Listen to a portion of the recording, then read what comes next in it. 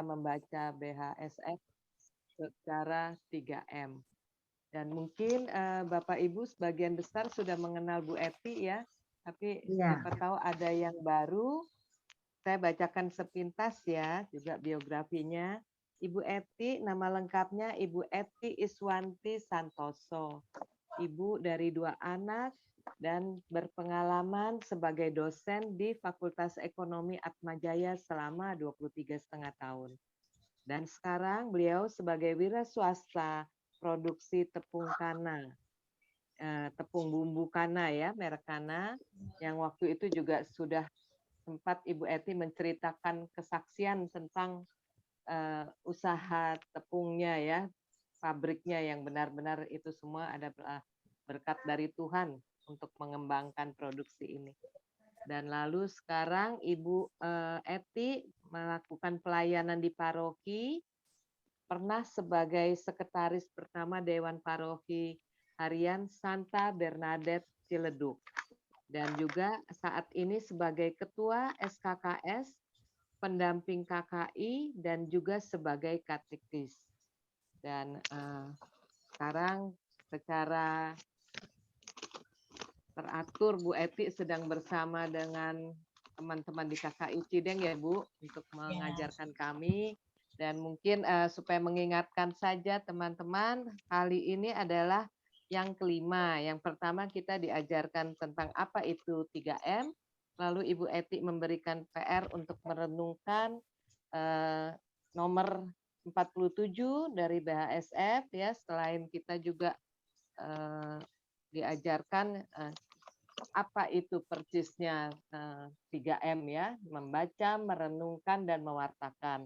Lalu pada pertemuan kedua kita diberikan PR untuk pertemuan ketiga merenungkan nomor 48 dan 49. Kemudian PR kita ada nomor 327, dan untuk hari ini kita diberi PR untuk membaca dan merenungkan juga nomor dari 299. Selain kita juga sudah membaca dari indeks ya yang diminta oleh Bu Eti mengenai gambar kerahiman, pesta kerahiman, doa koronka, juga jam kerahiman. Silakan Bu Eti, waktunya diberikan. Terima kasih Bu Ros. Halo, selamat malam Tante Hilda, Bu Meike, Bu Ana, dan semuanya Bapak Ibu ya. Selamat malam. Oke, sedikit ralat Bu Ros, karena terakhir kemarin saya sudah melepas jabatan sebagai Ketua SKKS. Sekarang pergantian ya, 3 tahun yang kemarin baru. Nah, sekarang saya fokus di kerahiman ilahi dan sebagai katekis juga. Di SKKS hanya bantu-bantu, tapi bukan menjadi ketua lagi. Bukan ketua lagi. Bapak Ibu, sebelum kita masuk ke nomor 299, saya sedikit menjelaskan. Ada orang yang bertanya gini, apa sih bedanya belajar di 3M dengan mewartakan? Kan kita sering mendapat pewartaan ya, misalkan dari Ibu Varia, Pak Riki, Ibu Esterina, atau siapapun juga, ya kan? Nah, kalau ada pertanyaan seperti itu soalnya, apa bedanya? Nah, kalau boleh saya sharingkan cara membedakannya gini. 3M itu adalah cara belajarnya.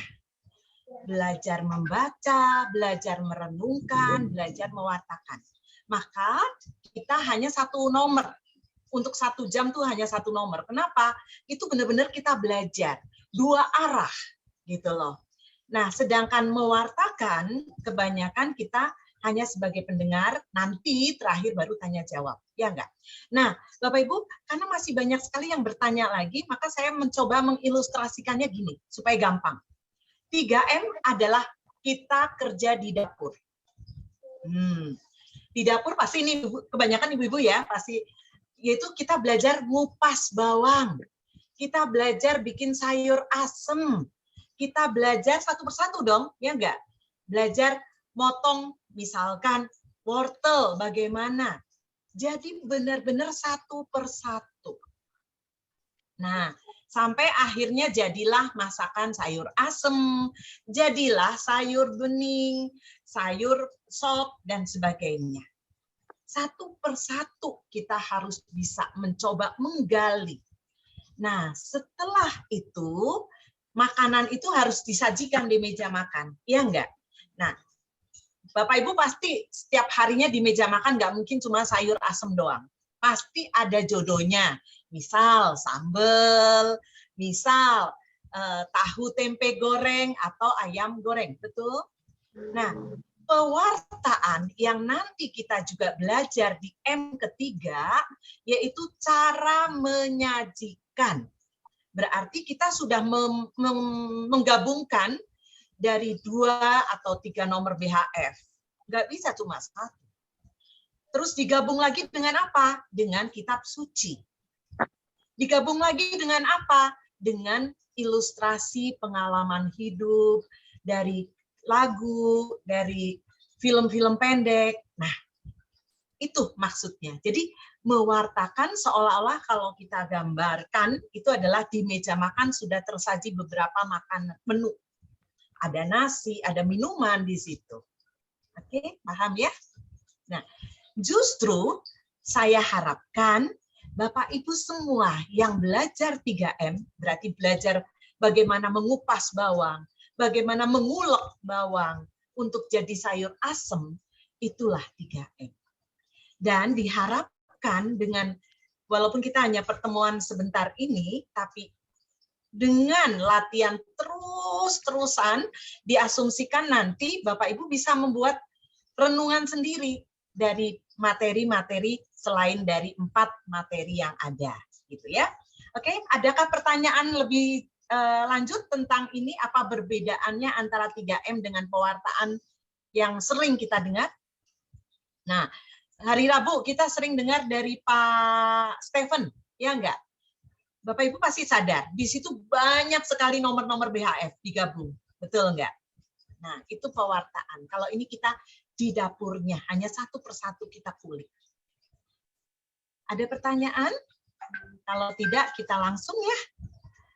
Yuk, kita masuk ke 299. Mudah-mudahan Bapak Ibu semuanya sudah merenungkan. Tapi sebelum itu, saya coba dulu ya, supaya mengingat. Nah, ini pertemuan kita yang kelima. Mudah-mudahan dengan diulang, ibu-ibu makin jelas. Nggak bingung lagi, mudah-mudahan. Tapi kalau masih bingung, nggak apa-apa, nanti tanya ya. Oke, M yang kedua, merenungkan. Kalau membaca udah selesai ya, kita udah bisa. Merenungkan dibagi 3 bagian. Poin di dalam merenungkan ini sangat penting. Maka saya sebut 2A. 2A adalah memahami garis besarnya aja. Jadi biasanya kalau garis besar namanya juga garis besar. Paling juga 1 kalimat atau 2 kalimat. Jangan panjang-panjang gitu ya. Nah, setelah 2A kita masuk ke 2B. 2B kita hanya melihat siapa saja tokoh yang ada di bacaan itu. Kalau malam hari ini berarti nomor 299. Ada siapa tokohnya? Lagi ngapain dia? Apa yang dikerjakan? Apa yang dirasakan? Oke. Hanya menyebutkan tokohnya siapa dan apa yang dilakukan. Titik, sampai itu aja. Nah, 2C ini yang sangat penting Bapak Ibu. Dengan merenungkan, dikaitkan dari mana? Dari 2A dan 2B. Kita tinggal jawab, refleksikan ke diri kita. Oh, Faustina tadi begini-begini ya. Aku bagaimana? Oh, Yesus memberikan perkataan seperti ini. Bagaimana tanggapan saya selama ini? Yang telah diperintahkan oleh Yesus, apa yang aku telah lakukan? Nah, Bapak Ibu yang terkasih, untuk menggali atau saya memberi istilah mengulik gitu ya. Mengulik sampai dalam supaya kita dapat itu maknanya dan mudah-mudahan tidak cepat hilang. Kalau kita cuma mendengar doang atau membaca mungkin sekejap kita bisa hilang. Tapi kalau ini kita renungkan, kita masukkan ke dalam hati dengan cara 5W+1H ini, Mudah-mudahan menjadi lebih lama dan mengena dan ujung-ujungnya dapat merubah pemikiran kita, tindak tanduk kita menjadi anak-anak Yesus yang lebih baik lagi. Amin ya Bapak Ibu ya. Oke, yuk sekarang 2A dulu ya, latihan ya, 2A. Dari nomor 299, apa sih garis besar? Ingat, garis besar paling 1 kalimat atau 2 kalimat, nggak boleh panjang-panjang. Intinya aja. Silakan, ayo. 2A. Langsung buka mic dan langsung ngomong. Belajar memang harus ada 2 arah, ya. Silakan, siapa? Nggak usah takut. Makna 2 sinar, Ibu Eti. Dengan Ibu siapa? Bu Yuli. Oh iya, Bu Yuli. Gimana? Makna dari 2 sinar. Makna dari 2 sinar. Oke, bagus. Yang lain? Gak ada yang salah, karena kita mengacu hanya nomor ini. Jadi nggak mungkin salah. Tinggal kita berani nggak berbagi. Ya, bukan berarti sok-sokan pinteran, enggak. Mau nggak kita menuangkan pikiran kita, permenungan kita, berbagi kepada teman-teman kita semua. Ayo. Makasih Bu Yuli. Menerangkan tentang lambang air dan darah. Ya, Tante Hilda menerangkan tentang lambang darah dan air. Ya, tadi kedua sinar juga ya. Oke. Siapa lagi? Satu lagi. Satu lagi, ayo. Ada lagi? Ayo, nggak apa-apa. Kedua sinar itu sinar yang melindungi jiwa-jiwa dari murka Allah. Ya, sinar yang melindungi dari murka Allah. Tadi Bu Ana ya? Ya. Bu Ana. Kedua sinar itu memancar dari lubuk rahiman. Oke, ya, benar, gitu ya. Nah, Bapak Ibu, kalau boleh saya kasih masukan ya. Semuanya itu benar, cuman kalau maksud saya di dalam garis besar itu harus merangkum semuanya. Sedangkan kedua sinar emang betul di situ. Tapi intinya apa sih? Cerita ini muncul kenapa sih, gitu kan? Jadi, menurut saya garis besar ini adalah Bapak pengakuan yang bertanya kepada Faustina untuk menanyakan kepada siapa? Yesus tentang makna dari 2 sinar. Itu. Ya, jadi alur cerita dari nomor 299 ini terjadi karena gara-gara apa? Bapak pengakuan nyuruh Faustina untuk bertanya. Bertanya karena pasti dia nggak ngerti dong, bertanya. Makanya ya enggak. Nah, setelah itu otomatis kalimat di bawah ini semua merupakan penjabaran dari topik yang awal tadi, yaitu apa? Bapak pengakuan menyuruh Faustina untuk bertanya kepada Yesus tentang makna dari 2 sinar. Gitu. Oke, ya.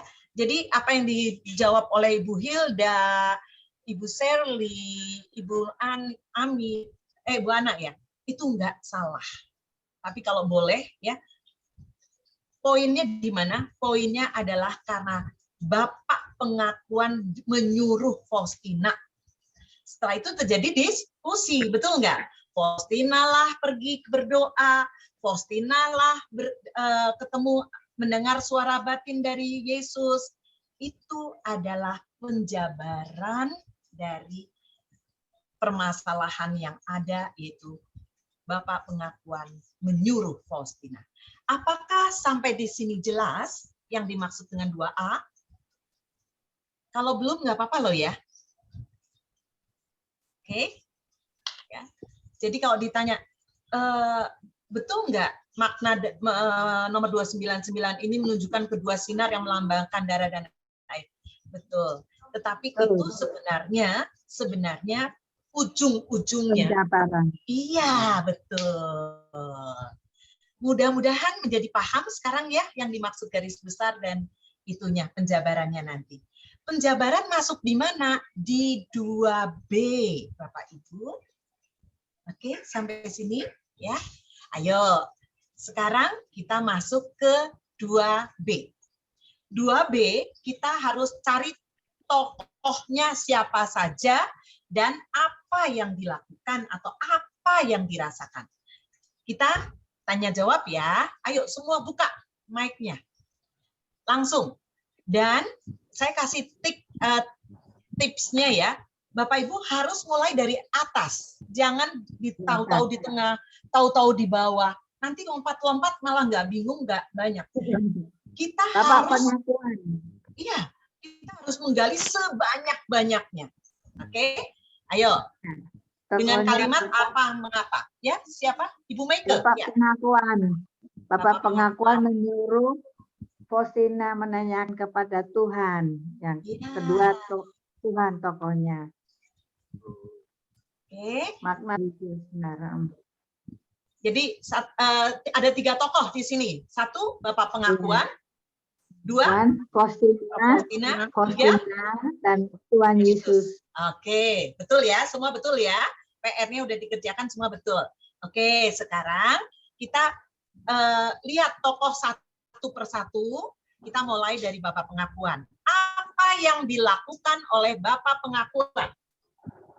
Yang pertama, menyuruh Santa Faustina iya, bertanya kepada Tuhan Yesus tentang arti sinar, makna dari Iya. gambar dua sinar. Bapak Ibu yang terkasih, sudah bisa ya sekarang ya. Jadi cuman dengan merenungkan seperti ini, sepertinya awal-awal kayaknya susah. Betul, awal-awal pasti susah. Tapi lama-kelamaan kita akan lebih mengerti, gitu ya. Dan lihat, pada suatu hari, dan kita mencoba masuk ya ke dalam ini, pada suatu hari. Bapak pengakuan menyuruh aku di sini adalah Faustina, suruh ngapain? Menanyakan kepada Tuhan. Tentang apa? Nah, lihat, saya selalu bikin pertanyaan kan, tentang apa? Nah, tentang makna dari 2 sinar yang ada di dalam gambar. Betul, tokoh Bapak pengakuan tadi menyuruh Faustina, itu 1. Ada lagi enggak? Tokoh Bapak pengakuan ngapain aja? Selain tadi kalimat tadi. Ya. Menyuruh Faustina, selain itu ada? Pada Tuhan Yesus. Ya. Makna dari 2 sinar. Ibu Ana, silakan. Bapak pengakuan menyuruh Santa Faustina menanyakan kepada Tuhan Yesus arti dari 2 sinar yang ada dalam gambar. Iya. Selain itu, ada enggak? Kita bisa ngomong, Bapak pengakuan masih bingung dan tidak mengetahui maknanya. Betul enggak? Dia menyuruh bertanya, berarti kita harus bisa ngambil kesimpulan bahwa Bapak pengakuan itu tidak memahami makna dari 2 sinar. Boleh ditambah ya? Silahkan. Jadi, silahkan dicatat di situ. Jadi apa? Bapak pengakuan pertama menyuruh untuk menanyakan kepada Tuhan Yesus. Yang kedua, Bapak pengakuan pasti dia nggak tahu, makanya dia nyuruh gitu. Ya, ada 2 hal. Oke. Ada yang lainnya? Ada yang menemukan kalimat lain apa yang dilakukan oleh Bapak pengakuan selain menyuruh dan dia tidak tahu tentang makna dari 2 sinar tadi. Oke, kalau udah kita masuk ke tokoh kedua, Faustina. Ayo, kita lihat kalimat ini. Ketika itu aku menjawab, baik, aku akan menanyakan kepada Tuhan. Nah, apa yang Bapak Ibu tulis tentang tokoh Faustina itu? Ayo, silakan. Menanyakan kepada Tuhan mengenai 2 sinar yang Bagus. terpanjang. Ya, Ibu Yuliana, makasih. Jadi Faustina pertama adalah bertanya kepada Yesus tentang makna daripada kedua sinar. Lain lagi, ayo, masih di sini kalimat yang di sini. Jangan ke belakang, ke bawah dulu. Ayo, apa? Ada tulisan Faustina taat ya, Faustina taat kepada atas permintaan dari Bapak pengakuan. Bagus. Iya, Tante Hilda. Benar. Kenapa Tante bisa mengatakan dia setia? Karena dia mengatakan baik. Nah, betul. Ya, Bapak Ibu, kita harus jeli dengan kalimat baik. Aku akan menanyakan. Berarti dia langsung menjawab, ya, aku kerjakan. Betul nggak? Seolah-olah gitu nggak? Nah, atau selain tadi setia, di sini kita bisa mengatakan apa? Sangat responsif. Betul nggak? Betul. Kalau taat gimana Bu Eti? Taat, betul. Sama. Taat, setia, Ingat. ya kan? Nah, lihat Bapak Ibu, jadi caranya perhatikan satu kalimat, satu kata demi kata. Ketika itu loh, langsung loh aku menjawab.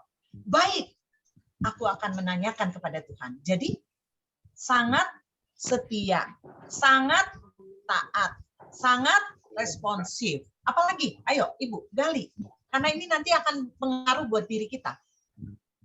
Kalimat ini menunjukkan Faustina, tokoh Faustina sebagai apa? Seorang apa? Setia, taat, responsif, Spontan? spontan. Iya, bagus. Apalagi? Ada lagi? Patuh. Patuh, taat tadi ya. Ayo, gali Bapak Ibu. Ya, berani kayak anak kecil gitu. Berani. Berani. Berani tanya kepada Tuhan loh, bukan kepada. Iya. Nah, Kok berani? enggak? Berani. Nah, betul. Apalagi? Ayo, Bapak. Dekat Bapak, kepada Ibu. Tuhan Yesus berarti. Apa? Santa Faustina dekat kepada Tuhan Yesus. Karena berani Iya. berkata. Dekat. Kalau nggak deket, coba kita bayangin ya diri kita ya. Kalau kita nggak deket, mau nanya agak ragu-ragu nggak? Ada rasa segan nggak? Ada rasa takut nggak?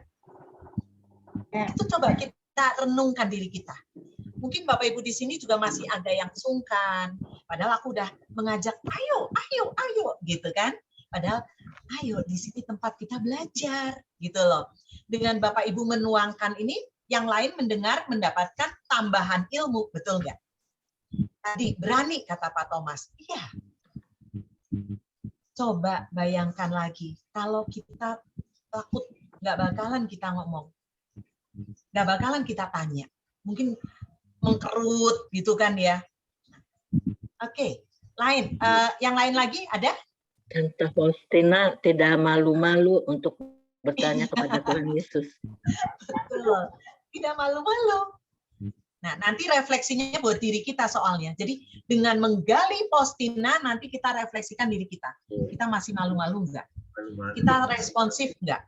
Nah, itu ya. Jadi 2B akan terkait dengan 2C nanti. Ya, silakan Pak Thomas. Ya, Santa Faustina tuh langsung ya menanyakan ya. Kadang-kadang kita kan baik, kita ngomong aja baik, tapi tar dulu deh, mikir-mikir dulu bener. Tadi berani, udah apa yang dikatakan langsung aja nggak ya, dan langsung melakukan, nggak nunda, nggak nuntut nanti minggu depan aja jawabnya gimana, diolah lagi akhirnya mau ngomongnya kayak Benar, gimana. Pak Thomas.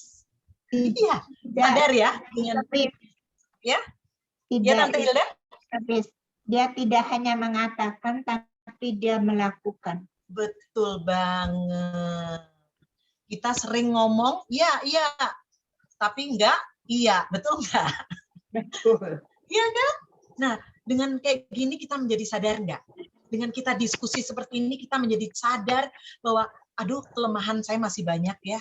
Padahal Faustina memberikan contoh yang luar biasa loh. Nah, itu maksudnya. Oke, kita masuk ke kalimat kedua. Dalam doa, aku mendengar suara itu dalam hatiku. Ayo, apa yang dikatakan oleh Faustina, tokoh Faustina ini? Apa yang Bapak Ibu bisa renungkan dari kata-kata dalam doa, aku mendengar suara ini dari dalam diriku. Ayo.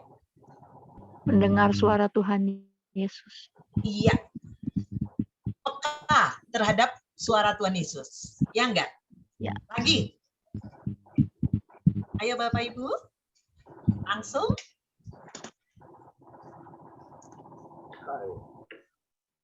Ayo, Pak Thomas. Dia mungkin pernah bisa melakukan discernment ya. Dia membedakan ini suara Tuhan dan suara hati Iya. dan suara yang lain, bisa melakukan discernment. Itu penting ya Tante ya, Oke. kalau discernment. Sangat penting. Nah, Sangat penting dengan adanya kepekaan itu, kita harus tahu pekanya ini suara dari siapa. Suara si jahat, atau suara malaikat, atau suara Tuhan, kita harus peka. Ya kan? Ayo, dalam doa. Apa maknanya? Dalam doa. Artinya, Faustina selalu berdoa. Terus nanti kita tanya dalam diri kita, kita sudah melakukan doa belum? Kalau kita lagi mengalami kesulitan, kalau apa, larinya ke doa enggak? Faustina larinya ke doa loh. Dia tanya kepada Tuhan Yesus, dia lari. Tuhan Yesus, ya, dia bertanya kepada Tuhan Yesus, dia larinya dalam doa. Nah, kita larinya kemana? Ngegosip atau apa? Gitu. Oke, curhatnya kemana? Gitu ya. Kalau dia langsung lari dalam doa. Dan apalagi yang dapat kita lihat di sini? Menunjukkan relasi yang sangat erat. Betul, Tante Hilda. Saya baru mau bicara. Kita melihat kalimat ini menunjukkan bahwa Faustina begitu dekat dengan Yesus. Refleksi buat diri kita. Seberapa dekat kita? Gitu. Ya kan? Buktinya apa? Langsung doa. Langsung mendengar. Coba. Langsung. Berarti deket banget dia. Kita harus bisa seperti itu. Mencontoh. Setidak-tidaknya semakin dekat dengan Yesus. Ya, oke, lanjut. Sekarang kita mendengar suara dari dalam diriku. Nah, ini berarti siapa yang ngomong? Yesus kan? Ya. Kedua sinar itu melambangkan darah dan air. Sinar pucat melambangkan air. Merah melambangkan darah. Bla bla bla. Oke, yuk kita bahas di sini. 3 kalimat ini. Silakan. Apa yang dilakukan atau yang diterangkan Yesus? Ini kan Yesus, bukan Faustina. Tokoh Faustina untuk sementara udah selesai, kita masuk ke tokohnya Yesus dulu. Gimana? Menerangkan mengenai Darah air. gambar dari 2 sinar. Iya. Terus lanjut. Apalagi yang kita gali di sini? Air dan darah. Ya.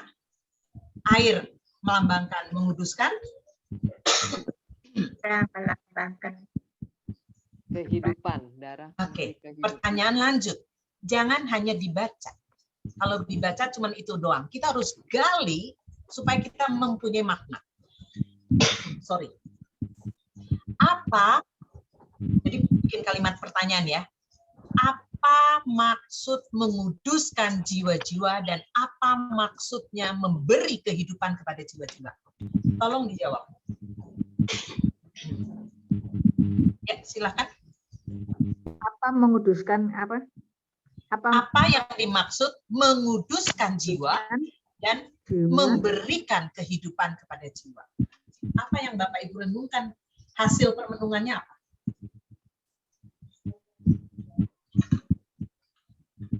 membersihkan jiwa-jiwa dari dosa.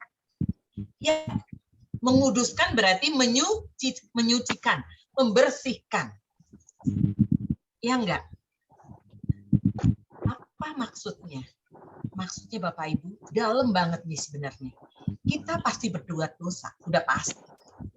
Nah, ternyata saking cintanya Tuhan kepada kita. Kalau kita jatuh ke dalam dosa terus, akhirnya melawan Roh Kudus dan sebagai menghujat Roh Kudus, akhirnya kita akan jatuh ke dalam dosa dan neraka. Tuhan nggak mau. Yesus hadir di dunia untuk menebus dosa dan supaya apa? Semua, kalau bisa nih, semua manusia itu bisa selamat dan masuk surga. Gimana? Surga itu orang-orang yang kudus, orang-orang yang suci kok. Nah, ternyata di sini Yesus pada waktu sakratul maut, kaitannya dengan kalimat di bawahnya ini ya. Yesus memberikan loh harta warisan kepada kita loh. yaitu apa? Darah dan air. Yaitu menguduskan jiwa kita yang terus dan berdosa. Tapi Yesus terus menguduskan. Oke, sampai di sini paham? Apa yang disebut dengan memberikan kehidupan? Ayo, apa maknanya? Sinar merah melambangkan darah yang memberikan kehidupan kepada jiwa-jiwa. Apa maknanya ini? Menyelamatkan. Memberi kehidupan, menyelamatkan, menguduskan, tadi menguduskan, menyucikan, mungkin menyelamatkan. Kalau kehidupan supaya kita tetap hidup. Nah, gitu ya. Nah, Bapak Ibu, kita bersyukur kita Katolik. Ada sarana. Yesus memberikan sarana untuk kita hidup kudus. Dengan apa? Ayo. Sebutkan ada 2, saya pancing, ada 2 untuk kita dapat hidup kudus. Ayo. Sakramen pengakuan dosa. Sakramen komuni. Dan sakramen pengakuan dosa dan Komuni. Ekaristi. Ekaristi. Menguduskan loh. Kalau ekaristi menghidupkan. Oh, Bukan. Sakramen apa? Tis. Sobat. Baptis, betul. Baptis. Betul. Bapak Ibu yang terkasih, saya coba jelaskan ini ya. Oke. Yesus mengatakan bahwa sinar pucat melambangkan air yang artinya menguduskan jiwa-jiwa. Kita pasti tanya dong, gimana sih? Kan airnya nggak ada dalam artian gambarnya. Tapi apa makna dalam hidup kita sehari-hari, gitu kan?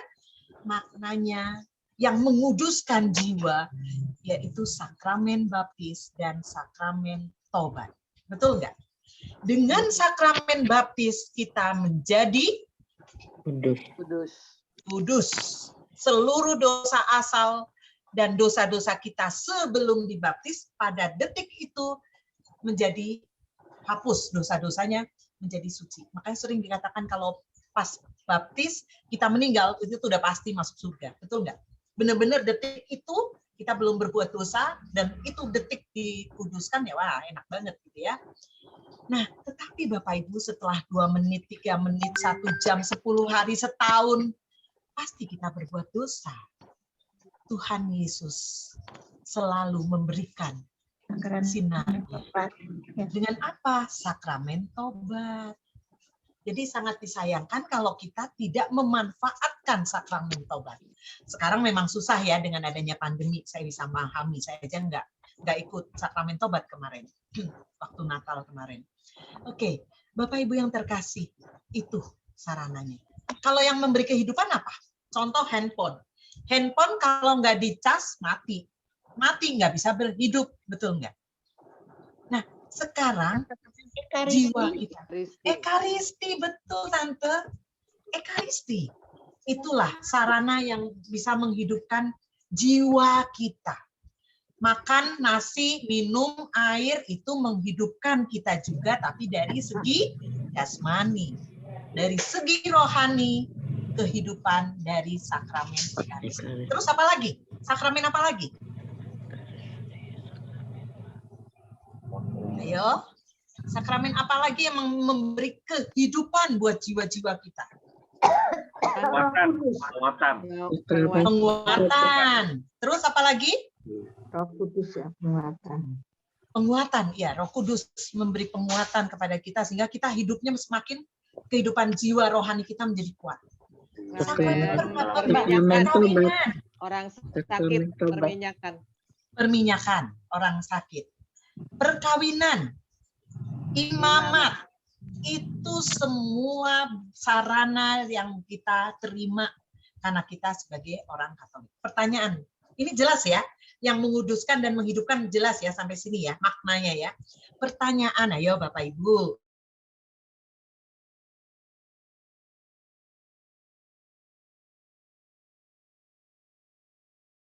Gambar kerahiman ini hanya ditujukan untuk kita orang Katolik doang.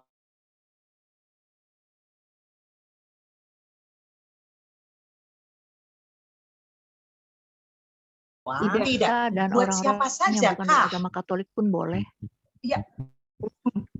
Sama matahari ataupun bulan kan tidak diperuntukkan hanya untuk kelompok orang Israel aja.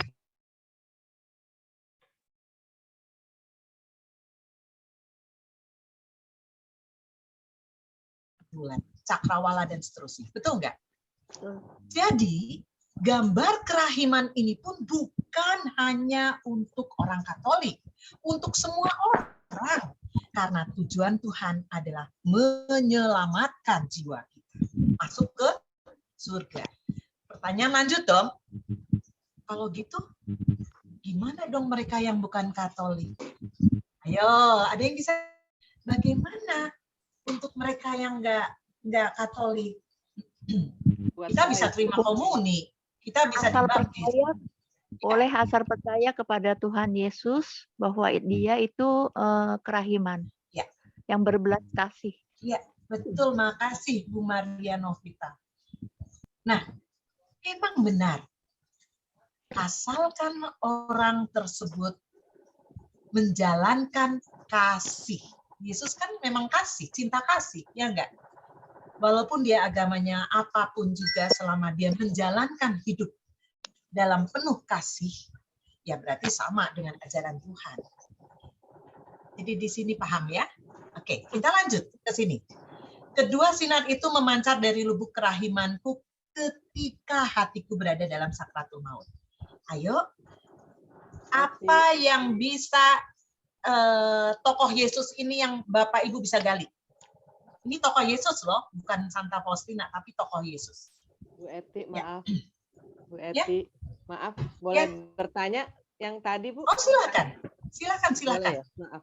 Yang Silakan. tadi bagi yang bukan Katolik, tadi kan dikatakan ya Ibu Maria menjawab bila percaya kepada Yesus, tapi lalu Ibu Eti katakan lagi bila berbuat kasih. Bagaimana mereka, misalnya mereka berbuat kasih, mereka baik, mereka apa, tapi memang tidak percaya kepada Yesus. Tuhan Yesus.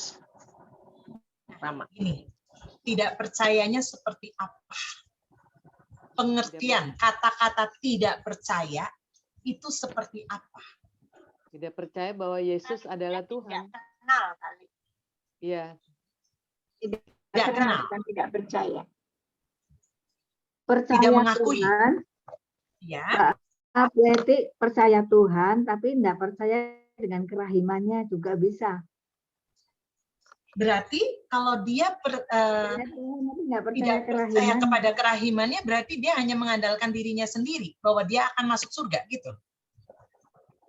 Percaya Dia percaya Tuhan. Percaya Tuhan. Kita, Bu Eti, Ya, seperti leluhur kita, oke, itu mereka tidak kenal.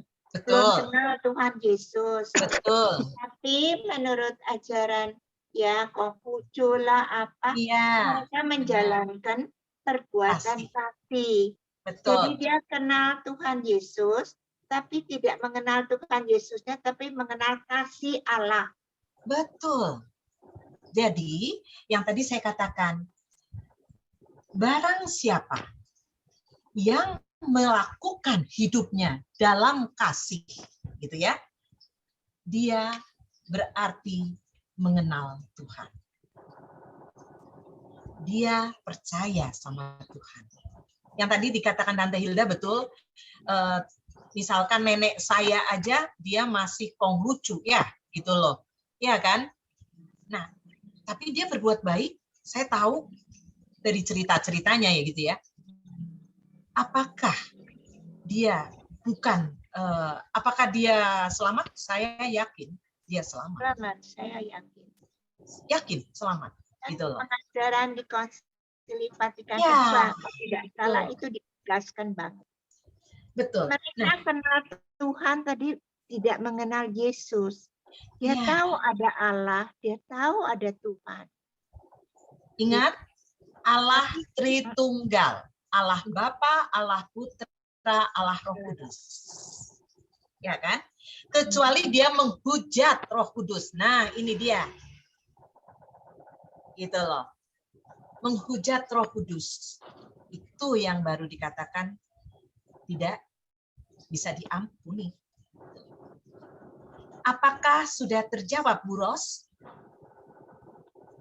Jadi kita harus mengimani buat mereka yang bukan Katolik, tetapi dia mengenal kasih, menjalankan hidup kasih, gitu ya.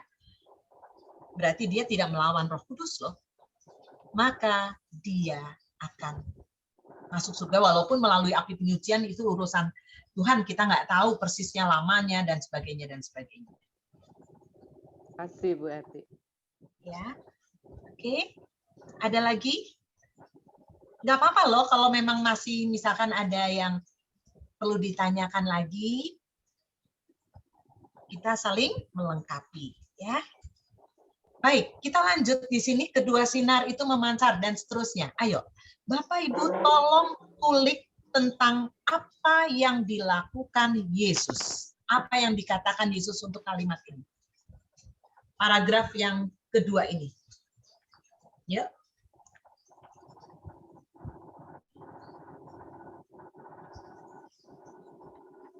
Ibu Ros? Ibu Mika? Yang mana? Saya pengen dengar bapak-bapak deh. Yang mana? Yang ini. Kedua sinar itu memancar dari lubuk kerahiman. Apa yang dapat dikatakan oleh Yesus atau apa yang dikatakan oleh Yesus? Ya? Dalam Dikatakan sakratul oleh maut Yesus ini Bu Eti. dengan tombak. Kedua sinar itu memancarkan dari lubuk kerahimanku ketika hatiku yang berada dalam sakratul maut disalib, dibuka dengan tombak. Dalam keadaan penderitaannya dia memberikan kerahiman pada kita. Iya. Baik. Ini kalimat yang saya tulis dengan merah itu bisa dipakai sebagai kalimat untuk yang dipakai gitu ya. Jadi apa? Yesus memancarkan dari lubuk kerahiman, yaitu ketika ada dalam sakratul maut. Jadi kapan kedua sinar itu memancar? Pada saat sakratul maut. Menghadapi sakratul maut. Iya. Terus sinar-sinar itu apa fungsinya? Fungsinya melindungi jiwa terhadap murka Bapakku. Ya, Bapak Ibu, kata-kata melindungi ini luar biasa. Sekarang saya waktu itu pernah bawakan mengenai itu ya, bernaung dalam sinar kerahimannya kan. Kita sekarang ini lagi musim hujan, betul? Betul. Kita butuh payung, misalkan di tengah jalan, kita lupa nggak bawa payung, tahu-tahu hujan. Nah, apa yang terjadi? Kita butuh banget payung untuk berlindung. Kalau nggak payung ya kita neduh di pinggiran rumah orang atau apa. Pokoknya kita butuh perlindungan, ya enggak? Nah, itu hanya hujan loh. Kalau kita hujan-hujanan, apalagi kita udah seumuran seperti ini, apa yang terjadi? Ya sakit lah. Betul nggak? Batuk, pilek, mungkin pusing, demam, dan sebagainya. Dapat dikatakan akhirnya kita nggak selamat ya, karena sakit tadi, betul nggak? Tetapi karena ini kita berbicara tentang rahmat kerahiman, Yesus menawarkan perlindungan buat jiwa-jiwa kita. Luar biasa nggak? Dia menawarkan loh. Dia sudah memberikan loh kepada kita. Tinggal kita mau nggak berlindung gitu loh. Nggak usah nyari. Cuma kita datang kepada sumber kerahiman itu. Sudah disiapkan sinar kerahiman itu. Kalau kita Katolik yang tadi saya bilang, kita sudah dibaptis, kita sakramen pengakuan dosa, terus jam 3 sore kalau kita merenungkan jalan salib, kita juga mengucapkan, Tuhan ampuni dosaku selama pagi sampai siang ini. Pengampunan dosa terus diberikan oleh Tuhan. Diberikan laksana lautan samudra. Ya enggak? Kita manfaatkan enggak itu? Gitu. Ya. Jadi yang kedua di sini sakratul maut. Bapak Ibu, inilah warisan terbesar yang diberikan Allah. Dia secara manusiawi, Yesus secara manusiawi memang wafat di kayu salib tadi. Tetapi dia meninggalkan harta warisan yang luar biasa, yaitu apa? Sinar kerahiman, yaitu darah dan air yang menghidupkan kita dan menguduskan kita. Sehingga kita nanti mudah-mudahan kita masuk surga dengan di api penyucian waktu yang singkat. Bapak Ibu yang terakhir terkasih, orang tua kita mungkin memberikan pada waktu mau meninggal, mungkin ada di antara kita yang diberi warisan. Rumah lah, deposito lah, gitu ya. Atau mobil kah. Saya dari keluarga yang sederhana, jadi saya tidak mendapat itu semua. Tapi saya bersyukur, tiap hari saya berdoa mengucap syukur. Kenapa? Karena mama papa memberikan warisan cinta kasih yang luar biasa yang kami rasakan, sehingga pada waktu sekarang kami mengalami kesulitan, siapapun juga di dalam keluarga kandung kami mengalami kesulitan, kami merasa tidak sendiri, kami merasa bersama-sama. Ya, nah Bapak Ibu, harta warisan kalau itu berasal bersifat duniawi akan habis kalau kita tidak bisa mengelolanya dengan baik, betul nggak? Mau rumah segede apapun, mau mobil sebanyak apapun, kalau kita tidak bisa mengelola, harta warisan itu akan habis. Tetapi harta warisan yang sifatnya rohani, yaitu Yesus sendiri memberikan itu pada saat sakratul maut, maka kita pasti akan selamat. Dan lihat Bapak Ibu, tulisan yang di bawahnya, berbahagialah. Siapa yang ngomong berbahagialah? Yesus. Ya enggak? Kalau saya bilang, oh saya berbahagia karena saya diwarisi cinta kasih. Oke, saya, mulut saya sendiri bisa berbohong, bisa di blow up, bisa dikecil-kecilin atau macam-macam, namanya manusia, betul enggak? Tapi Bapak Ibu, pada malam hari ini kita bersyukur karena kita membaca dan Yesus mengatakan berbahagialah. Berbahagialah ngapain? Orang yang bernaung di dalam kedua sinar. Luar biasa nggak Bapak Ibu? Nah, pertanyaan buat kita, sudah belum kita bernaung dalam kedua sinarnya? Itu yang perlu dijawab oleh diri kita. Kalau belum, gimana caranya? Tadi, sering-seringlah terima komuni, sekarang sudah bisa offline, ya nggak? Sering-seringlah kita ngaku dosa, sering-seringlah kita berkelompok dalam kegiatan gereja. Misalkan kerahiman, legio, terus kegiatan apapun juga. Ya kan? ME. Pokoknya kegiatan-kegiatan gereja yang bisa membuat tumbuh iman kita. Itu caranya agar kita bisa terus bernaung dalam sinar kerahiman. Jangan sekali-kali kita keluar dari sinar ya. Contohnya tadi payung, gampangnya gitu. Kita udah dikasih pinjem payung atau kita nyewa payung. Nggak taunya kita keluar dari payung itu, ya kena hujan lah. Sama Bapak Ibu, Yesus sudah menawarkan kedua sinarnya. Jangan sekali-kali kita keluar. Karena di situ ada Yesus mengatakan berbahagialah. Jadi kita harus tetap di dalam kegiatan lingkungan, kegiatan wilayah, kegiatan gereja, kegiatan kategorial, pokoknya yang melingkupi kita di dalam kegiatan-kegiatan iman. Ya, pertanyaan lanjut, Bapak Ibu, ayo apa yang Bapak Ibu tulis di PR? Kenapa kok di sini ditulis tangan Allah yang adil tidak akan menyentuhnya? Ayo, tidak akan loh. Padahal Allah kan maha adil. Allah maha esa. Allah maha kasih. Nah, tapi kata-kata Allah yang adil justru tidak akan menyentuhnya kalau kita ada di dalam sinar. Kira-kira apa nih kalimat ini? tidak Kan Ibu Maria? Rasa bahwa hidup saya ini dengan kebaikan Tuhan, kalau ditimbang-timbang saya masih jauh dari kelayakan anak Iya. Tuhan. Baik. Masih tidak lulus. Ya.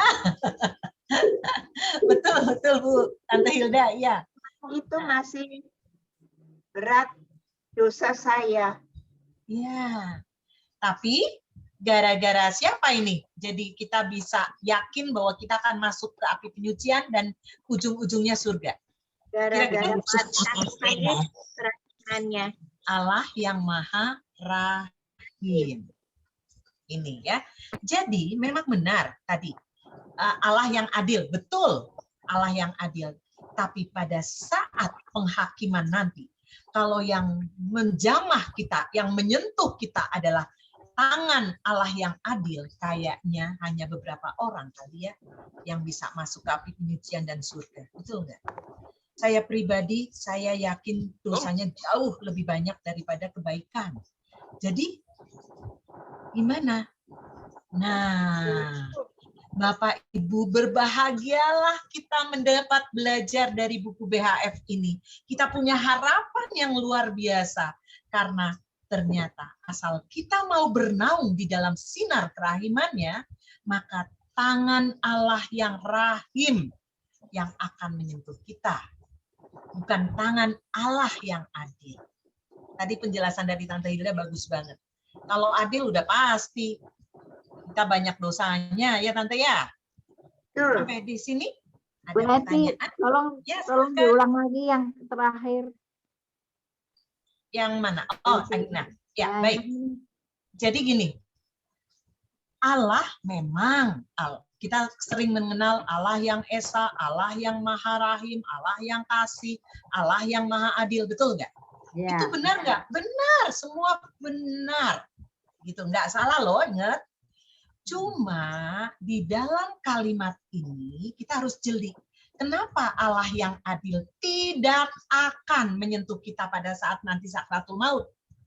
Karena kalau tangan Allah yang adil menyentuh kita pada saat sakratul maut, pasti kita banyak dosanya. Namanya juga adil. Jaksa mencuri, misalkan mencuri ayam, ditahan 3 bulan, misal. Ada aturannya, betul nggak? Kalau begini, begini. Kalau begini, begini. Itu udah adil, namanya adil. Nah, kalau kita ditimbang, dosanya kayaknya banyak. Hanya santo-santa dan segelintir para pastor, para bapak uskup, suster, ataupun awam yang memang benar-benar hidupnya suci gitu ya. Nah, terus gimana dong? Ingat, Allah itu Maha Kasih. Dalam hal ini, Dia menyatakan berbahagialah orang yang bernaung. Karena tangan Allah yang Maha Rahim yang akan menyentuhnya. Mungkin itu Ibu Meike? Ya. Jadi tangan Allah yang Maha Rahim yang akan menyentuhnya sehingga kita ya dikasihani, benar-benar dikasihani gitu loh. Contoh gini, anak sekolah. Dulu kita sekolah gitu ya, ngerjain soal ujian, jawabnya cuma setengah-setengah, pasti dapatnya 5. Misalkan gitu. Tapi ibu guru ini suka kasihan, kalau dikasih 5, dia nggak naik. Karena ini misalkan bahasa Indonesia. Bahasa Indonesia merah 1 kan nggak naik ya, dulu ya. Nah, Bapak Ibu guru ini mempunyai, aduh kasihan, anak ini baik kok, nggak nakal, PR selalu dibuat, tingkah lakunya nggak nyebelin. Coba, sekarang Bapak Ibu posisikan sebagai guru kelas tadi. Nilainya memang 5, dia 5. Nilai ujian dari bahasa Indonesianya 5. Tapi kalau dikasih 5, dia pasti nggak naik kelas. Atau nggak lulus ujian. Kira-kira, Ibu akan ngasih berapa berdasarkan pertimbangan hanya sekedar nilai atau ada pertimbangan lain, yaitu kasih karena dia baik, bla bla bla bla tadi. Kira-kira gimana Tante Hilda? Kalau Tante Hilda, ya? Kita Mbak Angka. Tambah angkanya. Ya, jadi 6 lah. Betul nggak? Nah, itu kita sebagai guru, ya Iya. nggak? Sama Kita kayak aja saya, sebagai guru. Ya, silakan Pak Thomas. Sama kayak saya dulu waktu sekolah, tante. Kan saya Ya. naik satu dari belakang. Mama saya bilang, nggak usah naik lah, kasihan. Kepala sekolah malah bela. Ini layak loh, pantas naik loh. Kenapa Ibu? Kenapa Ibu malah gini? Karena nomor 1 dari dulu atau SD. Tapi Iya, kepala betul. sekolah membela gitu. Ini Ya. layak kok. Kepala sekolah atau wakil? Iya gitu sih. Saya ingat benar. Nah, makasih loh Pak Thomas dengan kisah nyatanya. Betul nggak Bapak Ibu? Seorang guru, kepala sekolah atau wakil kepala sekolah itu manusia biasa loh.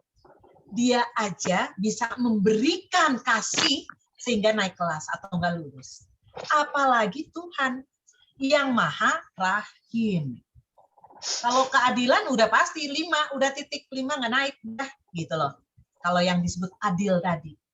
Tapi di sini mau menunjukkan Allah yang maha rahim. Ya, oke, lanjut. Lanjutnya di sini. Aku ingin supaya hari Minggu pertama sesudah Paskah menjadi pesta kerahiman. Bapak Ibu, ini semua kemarin sudah yang pesta kerahiman ya. Jadi di sini saya hanya mau menegaskan ingin. Yesus ingin adanya pesta. Pertanyaan buat kita, Yesus menginginkan sesuatu loh. Apakah kita tidak mau memberikan atau memberi supaya apa yang diinginkan Yesus itu terjadi? Jadi nanti kita pada waktu pesta kerahiman harus benar-benar menghayati, harus mengikuti novena mulai dari Jumat Agung sampai Sabtu setelah itu ya. Oke. Sampai di sini ada pertanyaan? Pak Ibu? Bu Eti. Ya, silakan Bu Ros. Berarti kayaknya di buku ini ya, BHF ini ada beberapa nomor yang Yesus menekankan bahwa ia ingin untuk adanya pesta kerahiman ya, Bu? Ya, betul. Betul. Jadi, makanya kenapa kenapa yang di 48 ya kayaknya ya. 49. Makanya kenapa di dalam gambar kerahiman dan pesta kerahiman saya gabung, Bu. Gitu. Ya. Nah, ada lagi pertanyaan? Ada lagi? Kalau tidak nanti saya share screen dulu sebentar. Saya akan kirim kepada Bapak Ibu supaya lebih jelas tulisan ini, siapa tahu bisa membantu Bapak Ibu ya. Untuk minggu depan, nggak tahu kapan lah, kalau memang Ibu Hilda, Tante Hilda mengadakan. Masih Bu Eti, minggu depan masih Anda. Oke, ya. Silakan nomor 452 dan 154. Tolong ditulis. Nomor 154 dan 52. 152. 154 Ya. dan 52. 52 doang. Ya. Oke. Bapak Ibu, saya minta waktu 3 menit aja. Ini nanti saya bagikan supaya Bapak Ibu bisa mengerjakan. Ini hanya salah satu contoh aja ya. Jadi ini 299. Nanti cara Ibu bisa menulis atau enggak di komputer, terserah. Yang penting kalimat yang menurut Bapak Ibu penting itu dikasih warna merah atau digaris atau di stabilo. Sampai sini paham ya? Nah, ini contohnya. Oke. Nah, di 2A itu kan merenungkan isi bacaan.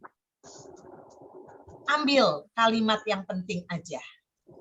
Itu tadi yang saya sudah jelaskan, Bapak pengakuan bertanya, meminta Faustina untuk bertanya. Bapak pengakuan ngapain aja? Bikin kalimat tanyanya gini. 2B, tokoh-tokohnya siapa? Bapak pengakuan. Ngapain Bapak pengakuan? Menyuruh. Tadi yang kedua mestinya ini ditambahin dengan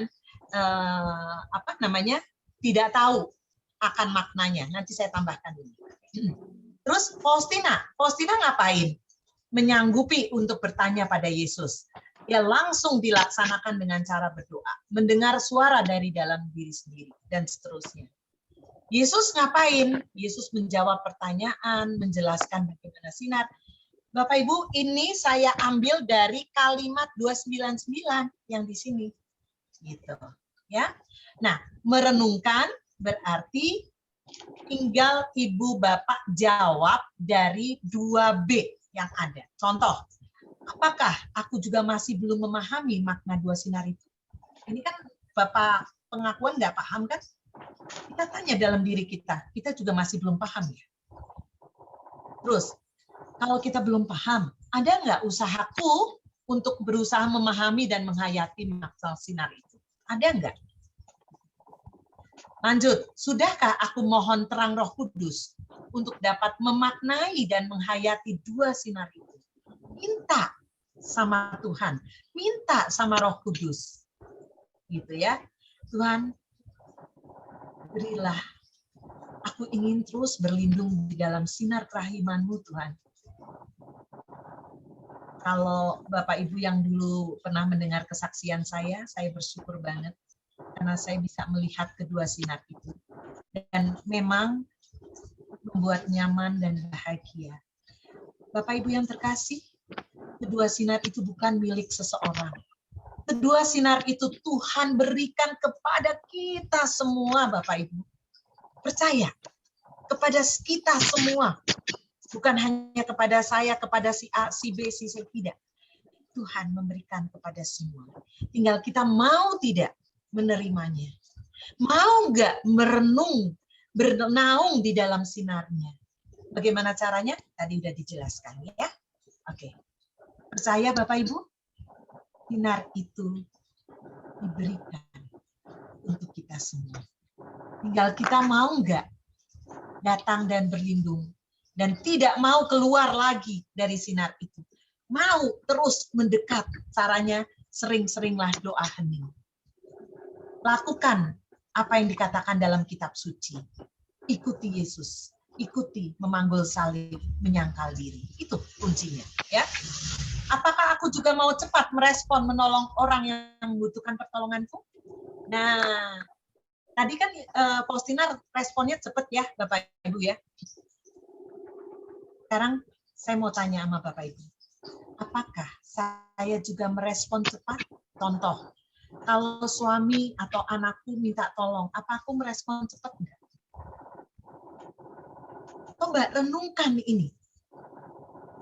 Jangan sampai kita mengatakan gini, iya saya responnya cepat, tapi responnya bukan mengandalkan kepada Tuhan, tapi respon kita cepat marah, Bapak Ibu.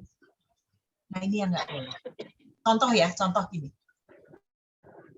Misalkan kita punya anak masih kecil, rewel. Terus kita baru pulang dari kantor, capek dong. Betul enggak? Anak ngerengek, rumah berantakan. Terus apa yang terjadi? Anak kita tahu-tahu jerit-jerit, minta tolong, Mas ini mah, ini PR gimana? Misalkan. Apa yang respon yang kita keluarkan? Apakah respon seperti Faustina? Langsung mengandalkan Tuhan, dekat dengan Tuhan, atau kita responnya cepat dengan cara, kamu emang nggak dengar ya? Emang kamu nggak lihat ya? Mama capek tahu. Sana minta maaf siapa sana? Lihat Bapak Ibu. Apakah respon kita dengan marah-marah? Atau sebaliknya? Kalau kita mencontoh Faustina, apa yang dilakukan tadi? Baik, Bapak pengakuan, saya akan berdoa. Saya akan tanya sama Tuhan Yesus. Tuhan Yesus, kalau kita tadi ditanya sama anak kita, misalkan gitu ya, yang rengek-rengek, kita tanya sama Tuhan Yesus. Apa jawaban Tuhan Yesus? Ya, ini aja tuh anak kamu, berisik memang. Apakah seperti itu? Tuhan Yesus pasti tidak menjawab seperti itu. Tuhan Yesus pasti akan membisikkan kepada kita, peluklah dia. Dia kangen sama kamu. Seharian ditinggal kerja kan? Jangan marah. Pasti Yesus ngomong gitu. Betul nggak Bapak Ibu? Inilah permenungan-permenungan hal seperti ini yang harus kita keluarkan dari hati kita. Harus kita renungkan Bapak Ibu. Kita merespon, betul merespon. Tapi responnya positif apa negatif? Nanti malah kita ngomong, ini gimana sih? Bapak dari tadi udah sampai duluan, Boya urusin tuh rumah. Misalkan gitu. Atau bapaknya pas lagi nggak kerja karena pandemi sekarang ini. Ngomel aja dari mulut kita. Bapak Ibu yang terkasih, ingat Faustina malam hari ini mengajarkan kita untuk respons cepat, tapi berdoa kepada Tuhan. Dan Tuhan langsung menjawab. Sama. Kita pun Yesus akan menjawab. Tapi Yesus, saya jamin Yesus tidak menjawab, ya omelin aja tuh anak kamu emang rewel, bandel. Tidak. Saya jamin tidak. Betul nggak? Nah, kalau kita sampai sekarang masih sering ngomel, meresponsnya dengan cara negatif, tolong, yuk sama-sama kita berubah. Kita sudah belajar hari ini bagaimana merespons dengan mengandalkan Tuhan. Oke. Lanjut, sudah pekakah aku terhadap suaranya? Kalau kita sudah peka, kita nggak mungkin marah terhadap anak kita yang tadi rewel. Kalau belum, minta kepekaan dari Tuhan. Minta agar supaya kita setia. Ada lanjutannya di sini ya. Terus, Yesus ada dekat denganku. Tadi kan Yesus dekat banget tuh sama Faustina yang dikatakan sama Tante Hilda.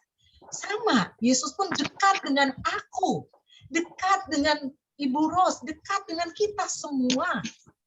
Jadi, andalkanlah semua padanya. Segala masalah kehidupan kita, apalagi masa pandemi ini, andalkan dia. Dia ada. Ya. Nah, terus lanjut. Makna darah dan air buat diriku apa? Renungkan ini. Ya. Terus Yesus ingin aku selamat. Ia mengajakku untuk berlindung dalam kedua sinarnya. Maka aku akan terhindar dari murka Allah kalau aku tidak keluar dari sinar. Artinya tadi saya sudah jabarkan, ya. Oke, lanjut.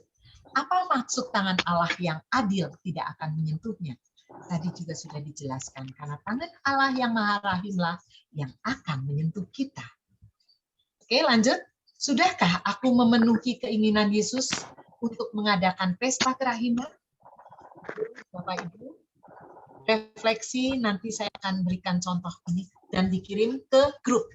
Atau ke gimana? Ke grup ya Bu Rosa, Tante Hilda? Boleh. Boleh. Ya. Dan itu buat latihan untuk nanti nomor 52 dan 154 ya. Boleh. Ya. Tante Eti mau ini dong. Tapi maaf OOT nih. Kan Thomas lagi baca-baca tuh.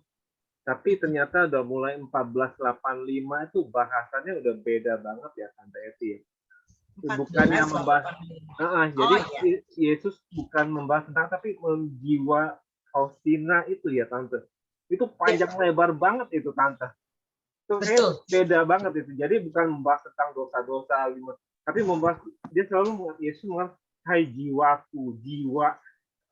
Waduh, itu gimana tuh yang 1485 seterusnya saya lihat, wah ini bahasannya udah dalam sekali tentang gumulan Santa Faustina sendiri ya.